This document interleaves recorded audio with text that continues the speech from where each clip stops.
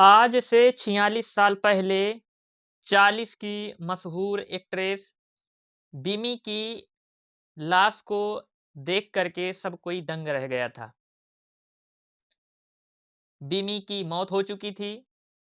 उसकी लाश को एक व्यक्ति ठेले पर घसीटता हुआ शमशान घाट की तरफ ले जा रहा था। अपने ज़माने की मशहूर एक्ट्रेस हुआ करती थी, जिसको अपनी फ़िल्मों में लेने के लिए तमाम प्रोड्यूसर्स और डायरेक्टर्स उनके घर के सामने लाइन लगा करके खड़े रहते थे। हमराज फिल्म का प्रसिद्ध गाना ना सर झुका के जियो ना मुंह छुपा के जियो उसी एक्ट्रेस बिम पर फिल्माया गया था, जो पॉपुलर हुआ था। लेकिन रहीसी, शोहरत और कामयाबी का अंत बेहद दर्दनाक हुआ था। बिमी का जन्म 1943 में जालंधर के एक रईस परिवार में हुआ था। बिमी की शादी कम उम्र में ही एक प्रसिद्ध बिजनेसमैन शिव के साथ में कर दी गई थी और कम उम्र में ही वो 2 बच्चों की मां भी बन गई थी। पति रईस बिजनेसमैन थे, जिसके कारण आए दिन उनके पति को बड़े-बड़े बिजनेसमैन के साथ पार्टीज में जाना पड़ता था। एक दिन बिमी के पति शिव ने बिमी को भी अपने साथ एक कोलकाता में आयोजित पार्टी में साथ ले गए थे। उसी पार्टी में उस समय के जाने माने संगीत प्रोड्यूसर रवि भी वहीं पर मौजूद थे। रवि ने जैसे ही बिमी को देखा तो उनकी सुंदरता को देख करके रवि मोहित हो गए थे और मन ही मन बिमी को फिल्मों में लाने का प्लान भी चुन लिया था।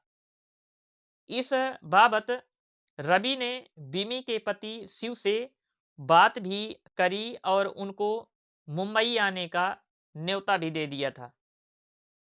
बिमी और उनके पति शिव बंबई पहुंचे, जहां पर रवि ने बिमी और उनके पति शिव की मुलाकात बी आर चोपड़ा से करवाई थी। उस समय B are Chopra Humraaz film की तैयारी कर रहे थे और उस हमराज फिल्म में बी आर चोपड़ा एक नए चेहरे की तलाश भी कर रहे थे। बी आर चोपड़ा ने जैसे ही बिमी को देखा था तो उनकी तलाश मानो पूरी हो गई थी। बी आर चोपड़ा ने तुरंत ही बीमो को देख करके कॉन्ट्रैक्ट साइन करवा लिया और हमराज फिल्म में बिमी को एक छोटा सा रोल भी मिल गया था। 1967 में जैसे ही हमराज फिल्म सिनेमा घरों में पब्लिक हुई, रिलीज हुई, तो बिमी ने सभी को अपनी ओर आकर्षित किया था। उनकी सुंदरता को देख करके फिल्म देखने वाले लोग उनकी तरफ आकर्षित हो रहे थे। हमराज फिल्म से मानो बिमी फिल्मी दुनिया के 7वें आसमान में छा गई थी।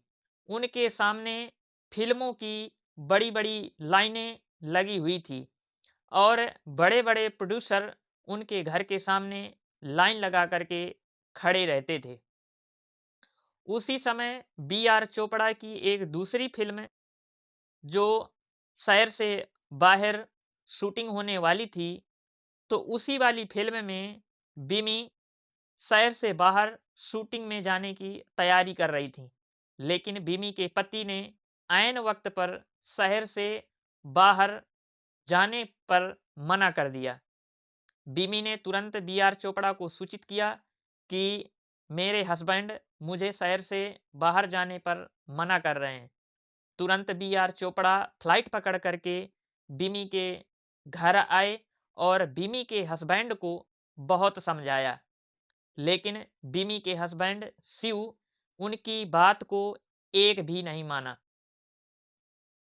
बी आर चोपड़ा गुस्से में आकर के बिमी के साथ वाला कॉन्ट्रैक्ट रिजेक्ट कर दिया।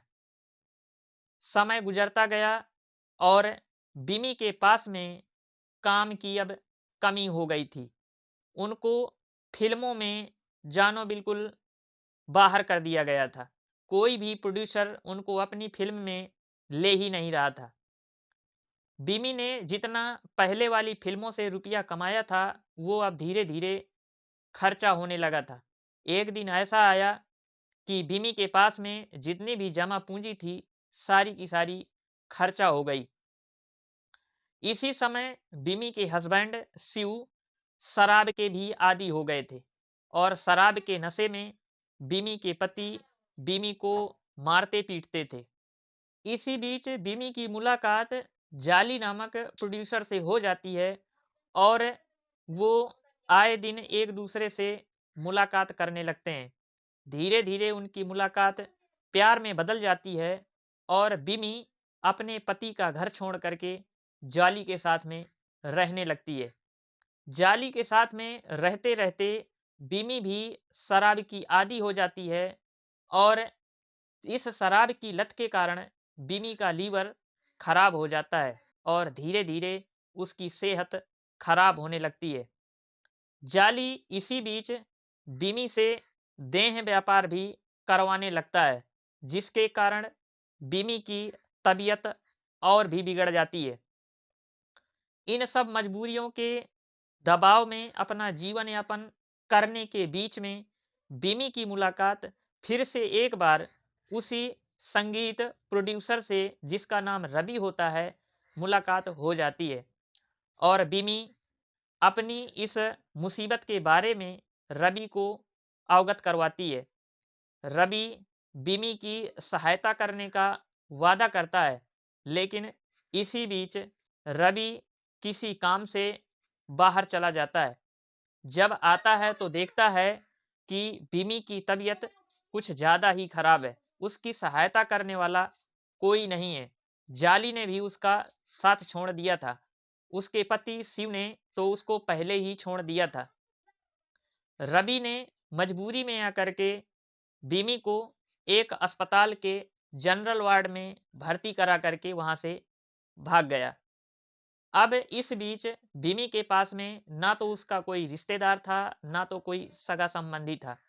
उसी जनरल वार्ड में बिमी की एक दिन मृत्यु हो जाती है और जब रवि उसको दोबारा देखने आता है तो वो मृत पाई जाती है। उसको शमस शमशान घाट तक ले जाने के लिए किसी भी प्रकार का व्यवस्था नहीं थी।